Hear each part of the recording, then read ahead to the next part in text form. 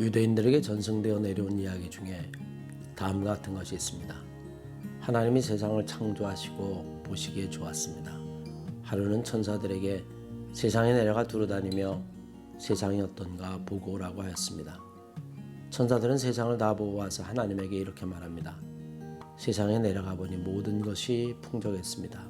부족함이 없고 참 아름다웠습니다. 그러나 한 가지가 부족한 것 같았습니다. 인간들이 다 하나님의 형상대로 훌륭해 보였는데 감사하는 사람은 찾아보기가 어려웠습니다. 세상을 만드실 때에 하나님이 감사하는 마음을 만드시는 것을 잃어버린 것 같습니다. 그러자 하나님이 천사들에게 이렇게 대답합니다. 감사는 내가 만드는 것이 아니라 사람들이 스스로 창조하는 것이다. 감사는 인간들이 살면서 만들어서 나에게 돌려보내는 것이다. 생각해보면 정말 맞는 말입니다. 감사는 절대로 외부에서 주어지는 것이 아닙니다. 살다 보면 똑같은 조건에 있는데도 불구하고 어떤 사람은 감사함으로 그 상황을 이기는 사람이 있는가 하면 어떤 사람은 똑같은 상황에서 불평하고 원망하는 것을 우리들은 주변에서 너무나 많이 보기 때문입니다. 헬렌 켈러 여사는 일생을 말할 수도 없고 들을 수도 없고 볼 수도 없는 3중의 장애를 가지고 살아갔습니다.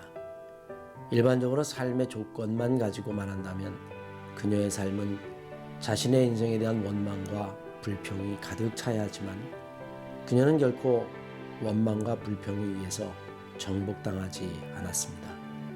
오히려 하나님에 대한 감사와 좋은 스승을 만난 것에 대한 감사로 넘쳐났습니다.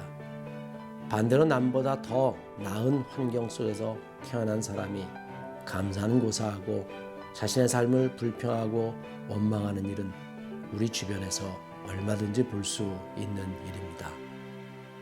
감사는 내 안에서 내가 스스로 만들어내는 하나님의 축복입니다. 감사는 믿는 자의 특권이고 하나님의 뜻입니다. 데살로니가전서 5장 16절 이하의 말씀에 보면 항상 기뻐하라, 쉬지 말고 기도하라, 범사에 감사하라. 이는 그리스도 예수 안에서 너희를 향한 하나님의 뜻이다. 분명히 우리에게 말하고 있습니다. 그러나 이 말씀을 실천하기가 결코 쉽지 않습니다. 그래서 저는 이렇게 생각해 보았습니다. 나에게 생기는 모든 일들을 생각하고 감사하는 것이 아니라 그 반대로 감사하고 나서 생각하는 것입니다. 일일이 따져보고 계산하면 감사는 점점 줄어듭니다. 모든 일에는 항상 더 큰 욕심이 자랄 수 있기 때문입니다.